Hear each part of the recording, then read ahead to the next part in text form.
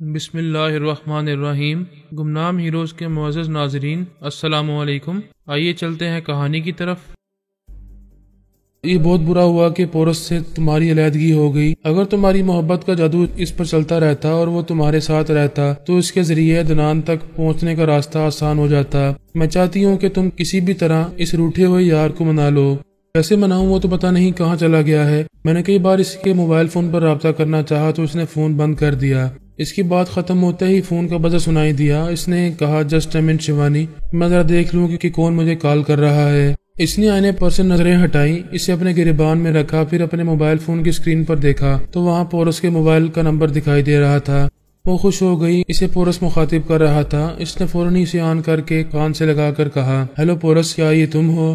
ہاں یہ میں ہی ہوں، تمہیں کامیابی کی مبارکباد دینا چاہتا ہوں۔ وہ حیرانی سے بولی، کیسی کامیابی؟ یہی کہ تم نے شیوانی کی مدد سے عدنان کو حاصل کر لیا ہے۔ نہیں، تم غلط سمجھ رہے ہو، عدنان میرے پاس نہیں ہے، میں اس کے لیے بہت پریشان ہو رہی ہوں۔ مجھے تم سے اسی جواب کی امید تھی۔ میں جانتا ہوں کہ شیوانی بہت مکار ہے، وہ تمہیں مشورے دے رہی ہے کہ اس بار مجھے رازدار نہ بنایا جائے اور تم بڑی رازداری سے اسے کہیں بہت دور لے جا کر اس کی پرورش کرنا چاہتی ہو۔ ایسی کوئی بات نہیں ہے، وہ میرے پاس نہیں ہے، اگر ہوتا تو میں تمہیں یہ بات ضرور بتاتی۔ مجھے کیا نادان بچہ سمجھ رہی ہو؟ تم یہ دیکھ چکی ہو کہ میں نے تمہارے ساتھ تعاون نہیں کیا تھا، اس بات پر راضی نہیں ہوا تھا کہ تم عدنان کو لے جا کر کہیں چھپاؤ گی اور اس کی پرورش کرو گی، تو میں تمہارا ساتھ دوں گا۔ ذرا اپنے گریبان میں جان کر دیکھو، میں تمہارا ساتھ دینے کو تیار تھا، لیکن اچانک مجھے پتہ چلا کہ تم شیوانی سے مل کر مجھے دھوکہ دے رہی ہو، اس لیے مجھے غصہ آ گیا اور میں تمہیں چھوڑ کر تم سے دور ہو گیا۔ پلیز مجھ سے دور نہ جاؤ، میں اتنی بڑی دنیا میں بالکل تنہا رہ گئی ہوں۔ ایک تو میرا بچہ مجھ سے دور ہو گیا ہے اور اوپر سے تم بھی مجھ سے ناراض ہو کر چلے گئے ہو۔ میرے پاس کوئی تو سہارا ہونا چاہیے۔ اس نے پوچھا، تم کہاں ہو؟ میں اس وقت ایک طیارے میں سفر کر رہی ہوں اور 1 گھنٹے میں دوشنبے پہنچنے والی ہوں۔ اور اس نے حیرانی ظاہر کی، کیا تم میری بو سونگھ لیتی ہو؟ تمہیں کیسے پتا چلا کہ میں دوشنبے میں ہوں؟ وہ خوش ہو کر بولی، کیا واقعی تم دوشنبے میں ہو؟ انجان نہ بنو، تم بڑی غیر معمولی صلاحیتوں کی مالک ہو۔ شیوانی نے تمہیں اپنے پراسرار عمل سے بتایا ہوگا کہ میں تمہیں کہاں مل سکتا ہوں، اس لیے سیدھی ادھر چلی آ رہی ہو۔ تم مجھ پر بہت زیادہ شبہ کرنے لگے ہو، جبکہ میں تمہاری دشمن نہیں ہوں، اور اگر میں نے تمہیں دھوکہ دیا تھا تو صرف ہمارے بچے کی خاطر ایسا کیا تھا۔ پورس نے گہری سانس لے کر کہا، نا میریت، میں تم سے ناراض ہو کر چلا آیا، لیکن میرا دل جانتا ہے کہ میں تمہیں بلا نہ سکا۔ وہ ایک دم سے خوش ہو کر بولی، میں جانتی ہوں کہ تم میرے بغیر نہیں رہ سکو گے، کیونکہ تم مجھے دل و جان سے چاہتے ہو۔ میں عدنان کے لیے بہت پریشان ہو گیا ہوں، دیکھ رہا ہوں کہ وہ کسی کے قابو میں نہیں آ رہا۔ اتنے سارے ٹیلی پیتھی جاننے والے اسے اپنے گرفت میں رکھنا چاہتے ہیں، پھر بھی وہ ہاتھ سے بے ہاتھ ہو رہا ہے۔ اگر وہ ولادیمیر اور ارناکوف کے ہاتھوں میں چلا گیا تو بہت برا ہوگا۔ اس سے تو بہتر یہی تھا کہ ہم اپنے بچے کو تمام دوستوں اور دشمنوں سے دور امریکہ کے کسی علاقے میں لے جاتے اور وہاں خاموشی سے اس کی پرورش کرتے۔ میں نے بھی دشمنوں سے پریشان ہو کر یہی سوچا تھا کہ ہمارے بچے کو ان سب سے بہت دور ہو جانا چاہیے، لیکن اس وقت تم نے میری ممتا اور دیانتداری کو نہیں سمجھا۔ کوئی بات نہیں، صبح کا بولا شام کو گھر آ گیا ہے۔ اب میں مان رہا ہوں کہ تمہاری وہ پلاننگ بہت اچھی تھی۔ پورس، تمہاری باتیں مجھے حوصلہ دے رہی ہیں، میں خوشی سے بحال ہو رہی ہوں۔ ابھی دوشنبے پہنچنے والی ہوں، کیا تم ایئرپورٹ آؤ گے؟ ضرور آؤں گا، جہاز کی آمد میں آدھا گھنٹہ رہ گیا ہے، مجھے ایئرپورٹ پہنچنے میں دیر ہو سکتی ہے، تم میرا انتظار کرتی رہنا، میں ساری زندگی تمہارا وہاں انتظار کر سکتی ہوں۔ I love you, I love you too. اس نے رابطہ ختم کر دیا۔ اس وقت وہ دوشنبے کے ایک بنگلے میں تھا اور اپنی سونیا ماما کے پاس بیٹھا ہوا تھا۔ اس نے پورس سے کہا تھا کہ وہ نا میری سے رابطہ کرے اور معلوم کرے کہ وہ کہاں ہے اور کیا کر رہی ہے۔ اس نے کہا تھا، مما اپنے عدنان کو حاصل کر لیا ہے، انا میری اور شیوانی اب تو اس کے سائے تک بھی نہیں پہنچ سکیں گی، پھر اسے رابطہ کرنا کیا ضروری ہے؟ ایسا پہلے بھی ہو چکا ہے کہ ہم نے کئی بار عدنان کو حاصل کیا اور پھر وہ دشمنوں کی سازشوں کے باعث ہاتھ سے نکل گیا۔ اب میں ایسا کوئی خطرہ مول لینا نہیں چاہتی، میں ایک دشمن اور مخالف کا محاسبہ کروں گی، اسے راستے سے ہٹاؤں گی، اگر وہ ہٹنا نہیں چاہیں گے تو انہیں ہمیشہ کے لیے ختم کر دوں گی۔ آپ اس سلسلے میں پہلے انا میری اور شیوانی کا محاسبہ کرنا چاہتی ہیں؟ بے شک، شیوانی نے چیلنج کیا ہے کہ مجھے دوشنبے سے آگے نہیں بڑھنے دے گی۔ اگر میں نے عدنان کو اس کے حوالے نہیں کیا تو وہ جس طیارے میں بھی سفر کر رہا ہوگا وہ اسے تباہ کر دے گی۔ جب اس کا بیٹا اسے نہیں ملے گا تو پھر وہ اسے کسی کے پاس نہیں رہنے دے گی۔ وہ اپنی جگہ سے اٹھتے ہوئے بولا، وہ آدھے گھنٹے کے بعد یہاں پہنچ رہی ہے، میں ایئرپورٹ جا رہا ہوں۔ ٹھیک ہے، جاؤ، لیکن میری ہدایت یاد رکھو، اسے ایئرپورٹ سے حمزہ کی پہاڑی پر لے جاؤ، تمام ٹیلی پیتھی جاننے والے تمہارے اندر موجود رہیں گے اور تم اس کا محاسبہ کرتے رہو گے، پھر جو بھی صورتحال ہوگی میں اس کے مطابق مشورے دوں گی اور تم اس پر عمل کرتے رہو گے۔ وہ یس مما کہہ کر وہاں سے چلا گیا۔ انا میری نے پھر آئینے میں دیکھ کر شیوانی سے کہا تھا پورس دوشانبے میں ہے اور مجھ سے ملنے ایئرپورٹ آ رہا ہے۔ وہ بولی یہ تو بڑی اچھی بات ہوئی، میں چاہتی تھی کہ تمہاری دوستی پھر اس سے ہو جائے، اب تم اسے اپنی محبت کے شکنجے میں اچھی طرح جکڑ لینا، نکلنے نہ دینا، اسی کے ذریعے ہم عدنان تک پہنچ سکیں گے۔ وہ دوشانبے پہنچ گئی، جہاز سے اتر کر امیگریشن کاؤنٹر سے گزر کر وزٹر لابی میں آئی، دور تک نظریں دوڑانے لگی، وہ دکھائی نہیں دے رہا تھا، وہ ایک جگہ بیٹھ کر انتظار کرنے لگی۔ اس نے 15 منٹ کے بعد سوچا کہ فون کے ذریعے اسے اطلاع دینی چاہیے کہ وہ یہاں پہنچ گئی ہے۔ اس نے پرس میں سے موبائل فون نکالا، ایسے وقت پورس دور سے آتا ہوا دکھائی دیا، وہ دونوں بازو پھیلا کر چلتا ہوا آیا تھا، وہ باہیں پھیلا کر اس سے لپٹ گئی، خوش ہو کر بولی تم مجھے مل گئے ہو تو اب ایسا لگ رہا ہے کہ جیسے بیٹا بھی مل جائے گا۔ وہ معنی خیز انداز میں بولا ضرور ملے گا، مگر اس سے پہلے دشمنوں کا محاسبہ کرنا ہوگا، آؤ چلیں۔ وہ اس کے ساتھ چلتے ہوئے بولی ہم کہاں جائیں گے؟ کیا تم کسی ہوٹل میں ہو؟ نہیں، ہم حمزہ کی پہاڑی پر جائیں گے، وہاں میں نے ایک بنگلہ کرائے پر لیا ہے۔ کیا پہاڑی پر بنگلہ ہے؟ پھر تو بڑی رومانٹک جگہ ہوگی۔ وہ اس کے ساتھ آ کر کار کی اگلی سیٹ پر بیٹھ گئی، وہ اسے سٹارٹ کر کے ڈرائیو کرتا ہوا جانے لگا۔ وہ بولی کبریا، الا بی بی اور تمہارے دوسرے ٹیلی پیتھی جاننے والے عدنان کے دماغ میں جا رہے ہوں گے، کچھ تو اس کے بارے میں معلوم ہو رہا ہوگا۔ اس کے دماغ میں خیالات گڑمڑ ہو رہے ہیں، ابھی اس کے خیالات ناقابل فہم ہیں، اس کے اندر رہ کر معلوم نہیں کیا جا سکتا کہ وہ کہاں ہے اور کس کے قبضے میں ہے۔ ولادیمیر اور انا کوف وغیرہ اس پر کالا عمل کر رہے ہوں گے، اس کے توڑ کے لیے یقیناً جناب تبریزی روحانی عمل کر رہے ہوں گے، اسی لیے دوست اور دشمن سب بھی اس کے دماغ میں پہنچ کر ناکام ہو رہے ہیں۔ تمہیں تو معلوم ہونا چاہیے۔ مجھے کیا معلوم ہونا چاہیے؟ یہی کہ اس کی حفاظت کے لیے اس پر روحانی عمل کیا جا رہا ہے۔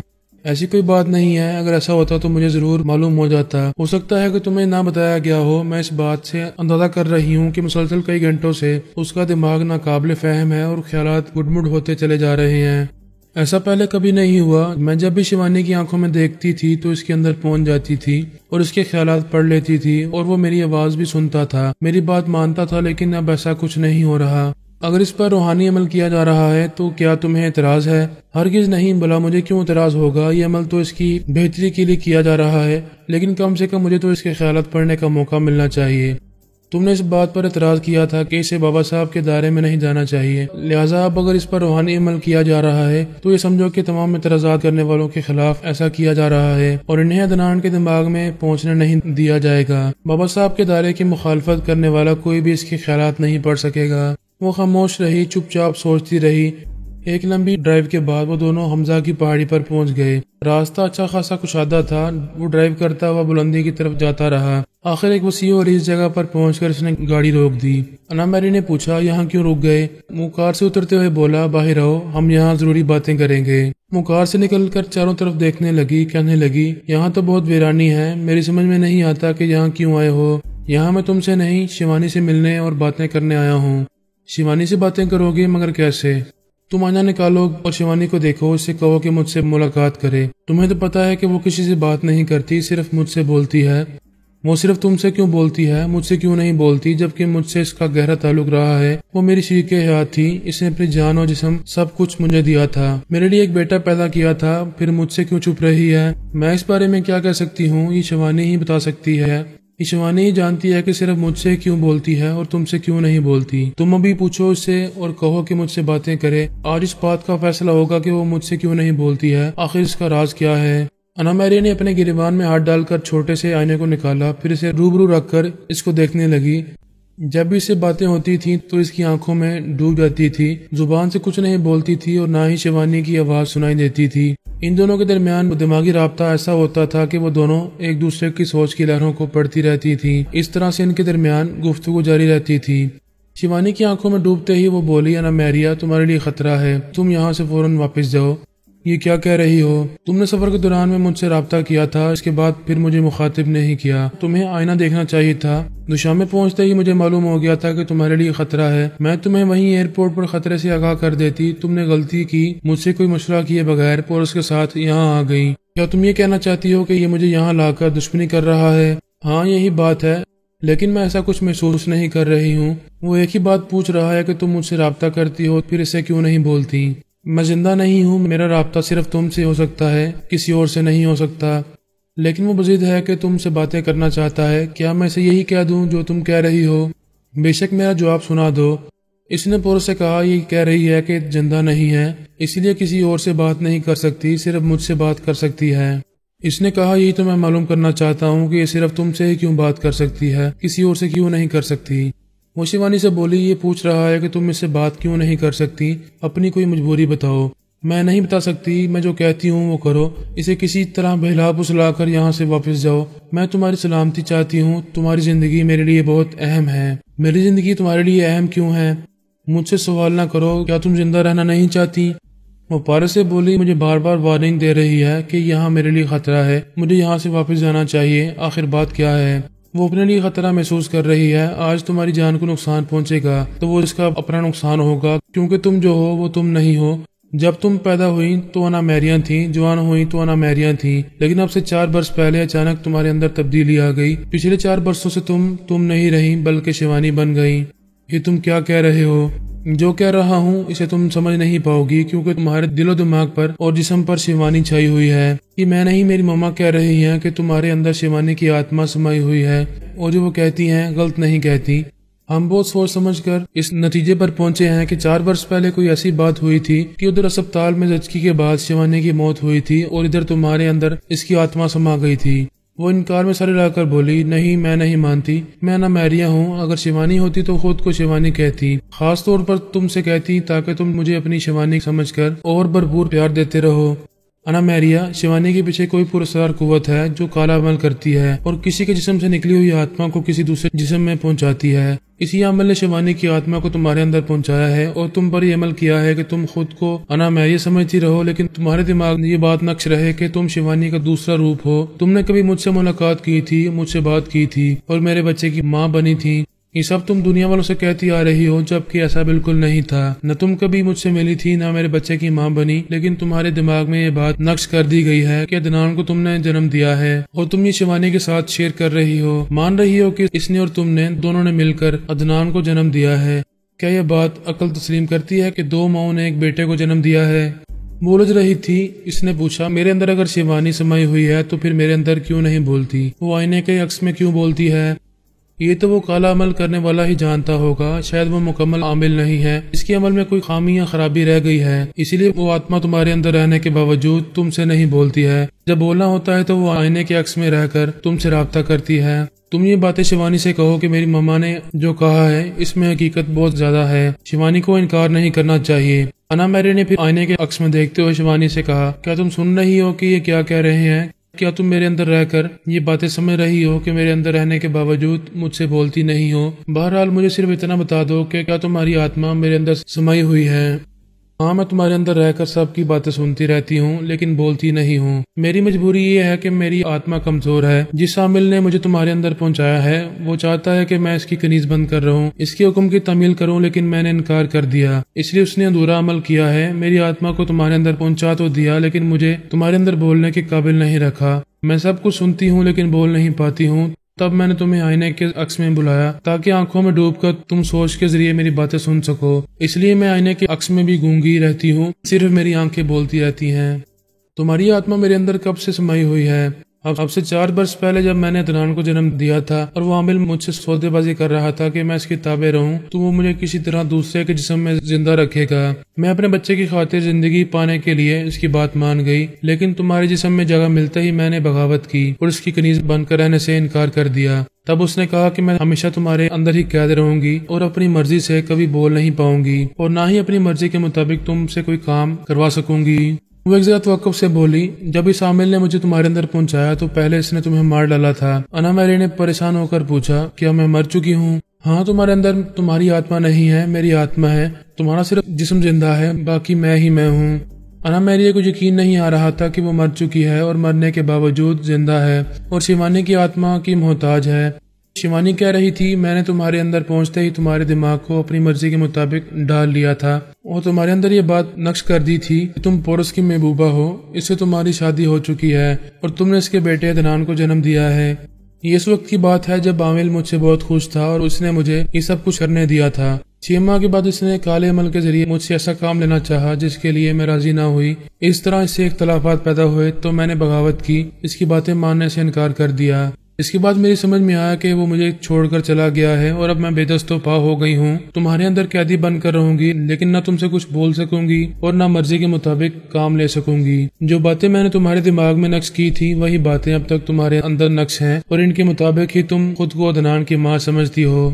انا میری نے آئینے کو ہٹا کر پورس کو بڑے دکھ سے دیکھا، پھر کہا، تمہاری ماما نے درست کہا تھا کہ میرے اندر شیوانی کی آتما سمائی ہوئی ہے اور اس کی کچھ مجبوریاں ہیں جس کی وجہ سے نہ یہ میرے اندر بولتی ہے اور نہ اپنی مرضی کے مطابق مجھ سے کام لے سکتی ہے، لیکن آئینے کی سطح پر آ کر مجھے اپنے زیر اثر لے آتی ہے۔ عدنان کے لیے میرے اندر ایسی ممتا پیدا کرتی ہے کہ میں اس بچے کی خاطر اس کی ہر بات مان لیتی ہوں۔ پورس نے کہا، آئندہ بھی تم اس کی بات مانتی رہو گی اور میرے بچے سے دشمنی کرتی رہو گی۔ ذرا غور کرو، اس نے تمہیں ہمارے بچے کی ماں بنایا ہے، لیکن ماں بنا کر در پردہ میرے بچے سے دشمنی کروا رہی ہے، اسے اس کے باپ یعنی مجھ سے جدا کر دینا چاہتی ہے۔ تم اگر میری محبت میں چاہو گی عدنان مجھ سے جدا نہ ہو تو تمہارے چاہنے سے کچھ نہیں ہوگا، وہی ہوگا جو شیوانی اپنی مرضی سے کرتی آ رہی ہے اور تم اس کے سامنے جھکتی جا رہی ہو۔ جب انسان اندر سے مجبور ہوتا ہے تو باہر سے کچھ نہیں کر پاتا، اور تمہارے اندر شیوانی کی آتما ہے، تم خود نہیں ہو، تم خود اپنے لیے بھی کچھ نہیں کر سکتی تو پھر میرے بیٹے کے لیے کیا کرو گی؟ تم درست کہہ رہے ہو کہ ایسی کوئی صورت نہیں ہو سکتی کہ شیوانی سے میرا پیچھا چھوٹ جائے، اس سے پیچھا چھوٹے گا تو تمہارا جسم مردہ ہو جائے گا۔ وہ انکار میں ساری لا کر کہنے لگی، نہیں، میں یہ زندگی ہارنا نہیں چاہتی۔ پورس نے کہا، نہ میریا، ذرا غور کرو کہ تم زندگی ہار چکی ہو، جو زندگی گزار رہی ہو یہ شیطانی ہے، تمہاری اپنی نہیں ہے۔ تم مجھے دل سے چاہو گی تب بھی مجھے پیار نہیں کر سکو گی، شیوانی جب چاہے گی تمہیں مجھ سے جدا کر دے گی، تم جدا ہونا نہیں چاہو گی تو وہ تمہاری اندر کی ممتا سے کھیلے گی، تم عدنان کو نقصان پہنچاؤ گی اور میں یہ نہیں چاہوں گا۔ ان حالات میں تم کیا چاہتے ہو؟ یہی کہ تم شیطانی زندگی سے باز آ جانا چاہیے، تمہاری موت ہو چکی ہے اس لیے تمہارے اس جسم کو بھی مر جانا چاہیے، یہ محض ایک دکھاوا ہے، یہ وجود تمہارا نہیں ہے۔ اس کے اندر بے چینی پیدا ہوئی، دل گھبرانے لگا۔ دراصل شیوانی کی حالت ایسی ہو رہی تھی، اس نے بے اختیار آنے کو دیکھا تو شیوانی کی آنکھوں نے کہا، نہیں، تم اس کی باتوں میں نہ آنا، میں نے پہلے ہی تمہیں خطرے سے آگاہ کیا تھا کہ تمہیں مار ڈالنا چاہتا ہے، تم اپنی زندگی جی رہی ہو، تم نہ مہریہ ہو، میں شیوانی ضرور ہوں لیکن صرف آنے کی حد تک ہوں، تمہیں کوئی نقصان نہیں پہنچا رہی ہوں، دیکھو تم کار کے قریب ہو، فوراً اس میں بیٹھو اور ڈرائیو کرتی ہوئی یہاں سے چلی جاؤ، اسے پیچھے چھوڑ دو۔ اگر یہ محبت سے پکارتا ہے تب بھی اس کے فریب میں نہ ہو، یہ تم سے محبت نہیں کرتا ہے، تم سے دشمنی کر رہا ہے۔ وہ پورس سے بولی، کیا تم مجھے مار ڈالو گے؟ میں تمہیں مشورہ دے رہا ہوں کہ تمہیں مر جانا چاہیے، اگر میں یہاں سے بھاگنا چاہوں گی تو کیا تم مجھے تھوڑی سی مہلت دو گے تاکہ میں اپنے طور پر تھوڑی سی زندگی حاصل کر سکوں؟ بے شک تم یہاں سے فرار ہو سکتی ہو۔ وہ تیزی سے چلتی ہوئی کار کے پاس آئی، اسٹیئرنگ سیٹ پر بیٹھ کر اسے سٹارٹ کیا، پھر وہاں سے جانے لگی۔ وہ خاموشی سے دیکھ رہا تھا۔ وہ جب کار ڈرائیو کر کے جانے لگی تو اس نے اپنے لباس کے اندر سے ریوالور نکالا۔ وہ کار ڈرائیو کرتے ہوئے اس سڑک پر آ گئی تھی جو ایک لمبا چکر کاٹ کر اسی میدانی علاقے کی طرف سے گزرتی تھی جہاں وہ کھڑا ہوا تھا۔ اس نے اس کی آخری خواہش پوری کی تھی، اسے فرار ہونے کا موقع دیا تھا۔ وہ ریوالور ہاتھ میں لیے اس کا انتظار کرتا رہا۔ وہ تیزی سے ڈرائیو کرتی ہوئی اس راستے سے گزرتی ہوئی جب ایک لمبا چکر کاٹ کر اسی میدانی علاقے کے قریب سے گزرنے لگی تو اس نے اس گاڑی کے پہیے کا نشانہ لیا اور گولی چلا دی۔ ٹائیں کی آواز کے ساتھ ایک پہیہ برسٹ ہوا، اسٹیئرنگ بہکنے لگا، دوسرا فائر ہوا، دوسرا پہیہ برسٹ ہوا۔ وہ اسٹیئرنگ کو اپنے قابو میں نہ رکھ سکی۔ پہاڑی راستہ اتنا کشادہ نہیں ہوتا کہ وہاں سنبھلنے کا موقع ملے۔ وہ کار اس کے قابو سے نکل کر کھائی کی طرف آئی، پھر اس کی پستی میں گرتی چلی گئی۔ اس کی آخری چیخ سنائی دی تھی۔ اس کے بعد ہمیشہ کے لیے خاموشی چھا گئی۔ وہ بڑے صدمے سے دیکھتا رہا۔ کار گہری پستی میں جاتی رہی، پہاڑ سے ٹکرا کر پاش پاش ہوتی رہی، آگ کی لپیٹ میں آتی رہی، پھر وہ پلٹ کر وہاں سے جانے لگا۔ اسے انا میریا وہاں سے دکھائی نہیں دے سکتی تھی، دیکھ کر بھی کیا کرتا کیونکہ اس کا جسم تو اب فنا ہو چکا تھا۔ لیکن آتما کب فنا ہوتی ہے؟ وہ آتما خلا میں سفر کرتی ہوئی چشمے زدن میں تانترک مہاراج جگل بھٹاچاریہ کے قدموں میں پہنچ گئی۔